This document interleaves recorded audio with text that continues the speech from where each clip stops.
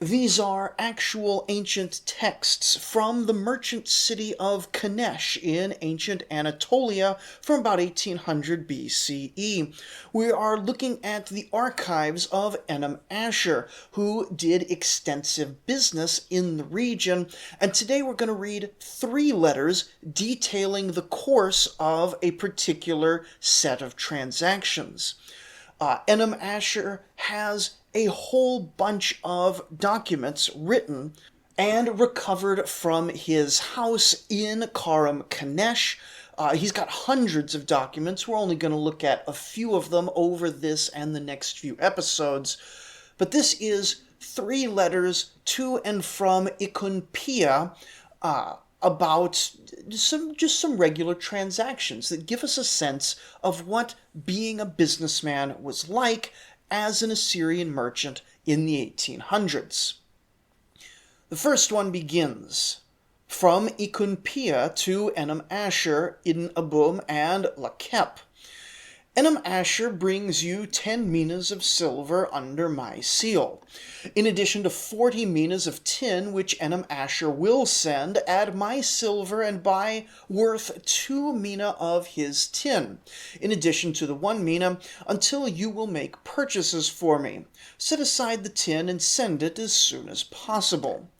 Until my servant arrives with the rest of my silver, make a profitable purchase of good saptinus from Talhat and soft pirikanu and send them to me. These are probably some sort of textile goods or local clothing or local product. The letter does continue, but it does unfortunately break off at that point. The next letter says, from Ikonkpia to Ennam-Assur, Lakepum, Ennam-Assur, and Adad Pila. Ennam-Assur has brought you 10 minas of refined silver. Buy good tin for 2 minas of silver and seal that separately. For the rest of the silver, make a profitable purchase for me. To Ennam-Assur, you owe me 40 minas of good tin.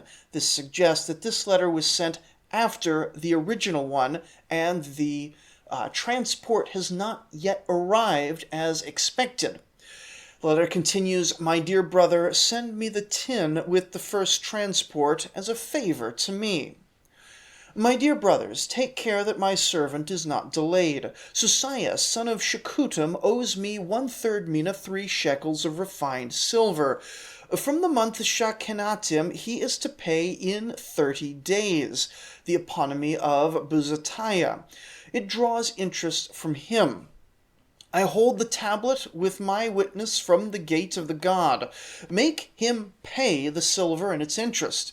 If there is any silver and its interest, then let him give it to you, even though he may raise objections to you. If he pretends that he has not become indebted to me, then open my tablets and send me the memorandum written in the name of Ereshim. Place the tablet of Ikonkpi Ishtar among my tablets, and after that you 4 must seal it. Ask Ennam-Assur about a tablet concerning 2.5 mina of silver, where the creditor's name has been declared, and send it to me. The third letter reads, to Ikonkpia from Ennam-Assur, Ennam-Assur, and Lakepum. Concerning the 10 mina of silver that you sent, we paid 2 minas, 45 shekels of silver for 90 soft pirikanus, textile goods. We paid 2 minas and 49 shekels of silver for 28 saptinus. We paid 1 mina, 6 shekels of silver for 2 donkeys. 2/3 mina of silver we paid for a thin textile and for an Abarnian one, that being from the Abarnian region or people. 6 shekels of silver for 2 palilus. The colony took 1/2 mina, the transport tax on your silver. In all, 122 textiles, including pirikanus, saptinus, an Abarnian, and a thin one, and 2 black donkeys. Adad Pila is on his way to you with all this under our seal. Of the 1/3 mina of silver you gave to him, thereof he satisfied us with 18 shekels. 3.5 shekels were for his small goods, 1.5 shekel for the donkey harness, half shekel for 2 sacks, 1 shekel concerning the sheep you wrote about. So, in the first 2 letters that we looked at, Iconpia was gathering wealth from the various investors, both Assyria. They're all Assyrian investors. Some of them appear to have been in Ashur, some appear to have been in Karum Kanesh. He then took all that wealth and went out into Anatolia and purchased some textiles. And he's bringing those back, and he's accounting for all the things he bought. He bought donkeys, he bought small goods, probably meaning provisions. He bought sacks, harnesses, donkeys, and things like that. And so he's coming back with a proper accounting so that people can make sense of and sort of anticipate their larger business. And the whole archive really does seem to go sort of like that. We can just keep reading his emails, as it were, from Iconpia to Ibni Ili, Bechiah, and Ennam-Assur, specifically to Ennam-Assur. I owe you 1 2/3 mina 6 shekels of silver. I left surety worth 1 mina 7 shekels of silver plus 9 shekels with you. 8 shekels of silver was either a bua's fee or expenses here. In all, you have received 1 mina 24 shekels of silver. 22 shekels of silver was the rest of your silver. 2.5 mina of silver that I owe you I shall send with Ashur Bani. I left 1 talent of copper with you. If the purchase has not been carried out, then make purchases profitable on my behalf, either to Sapu Textiles from Hahum or Saptinus from Talhat. My dear brothers, assist Ennam-Assur in this, seal it, and send it to me with Ashur Bani. To Ennam-Assur, ask whether they have brought a missive from the city and send it. In accordance with your missive, I expect Ereshim in Durhumit today or tomorrow. When he comes, I shall seize him.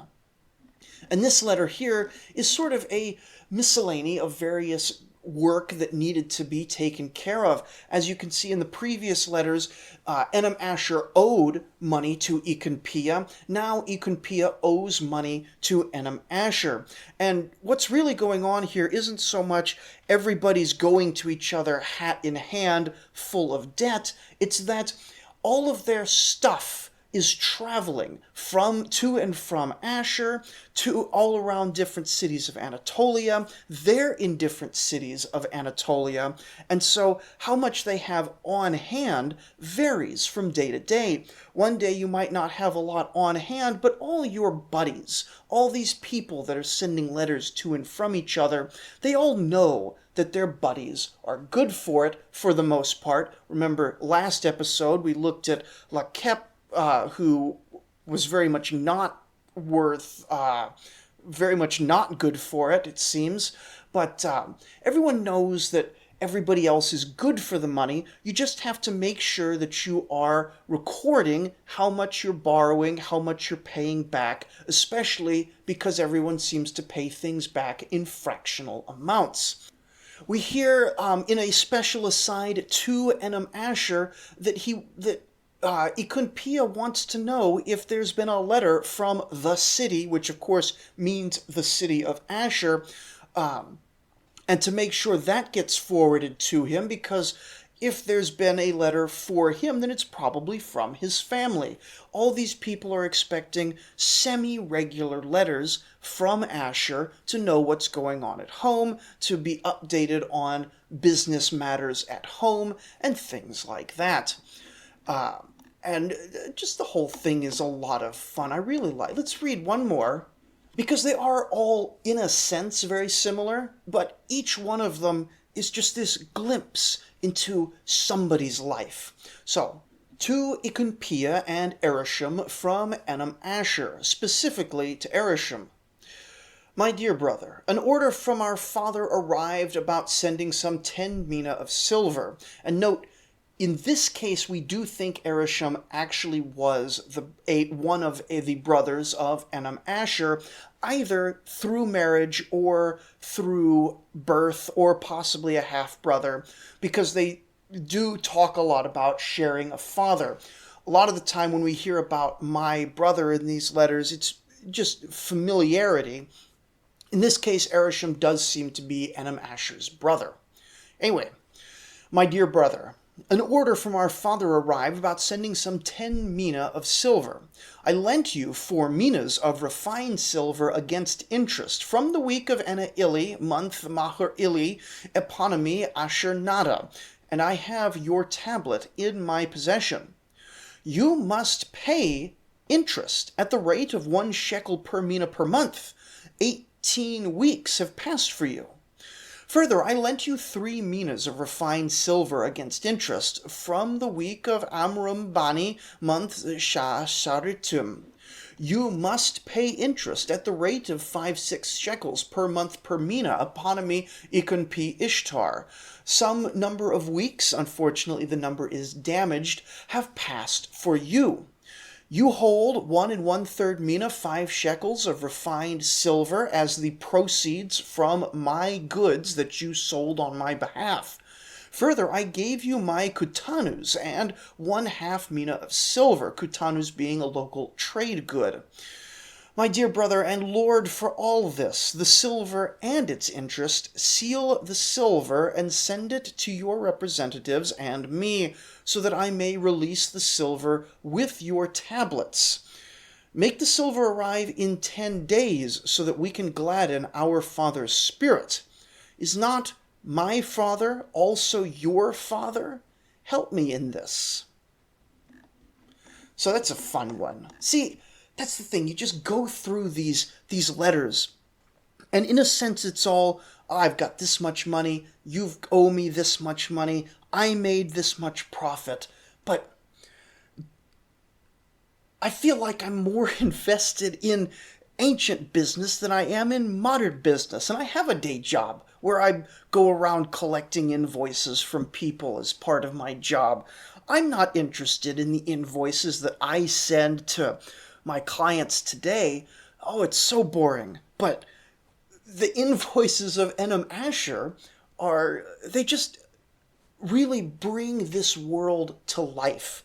And I guess the issue is my current world is already brought to life. I'm living it, and it just seems so romantic to have to be an Assyrian merchant in Karum, Kanesh.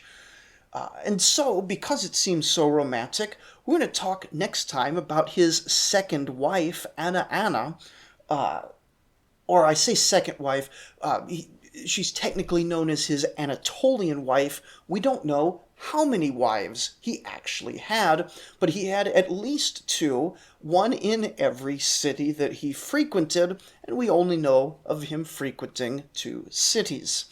So, do let me know in the comments which kinds of texts you enjoy, what you'd be interested in hearing more of.